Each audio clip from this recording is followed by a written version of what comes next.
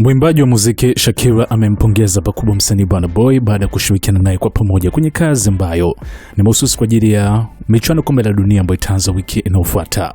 Wawili hawa wameshirikiana kwenye kazi To Die Die na ni miongoni mwa zile kazi ambazo zimetoka mapema na kufanya vizuri ikiwa na siku 11 tayari na watazamaji zaidi ya milioni 70 na kwenye zile projects ambazo zitapatikana kwenye album ya FIFA soundtrack album ndio ambayo inakimbiza upande wa numbers pamoja na single ya I Shall Speed. Sasa kupitia jarida la People, Shakira ameweza kufunguka namna ambavyo ameweza kufanya kazi na Burna Boy. Anasema kuwa msanii alipotia verse kwenye wimbo huo ameweza kufanya kwa mkubwa na wa hadhi ya juu zaidi. Amefurahi kufanya naye kazi, akimsifia kuwa ni msanii ambaye alikuwa anatamani sana siku moja kuweza kushirikiana naye kwa pamoja na hatimaye imeweza kuwa hivyo. Na uwepo wake kwenye kazi ameweza kufanya kwenda makilomita zaidi.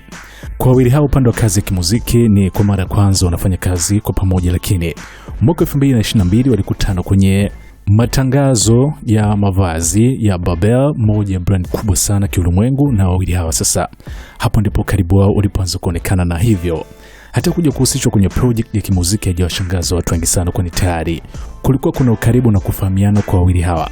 Sikia hiki ambacho nakisema hapa. The lyrics, the concept, and then obviously when I had Burna Boy recorded, that was like the cherry on top. Really, I always wanted to do something with Burna, and I think that his voice just takes it to another level. This song is much more than a world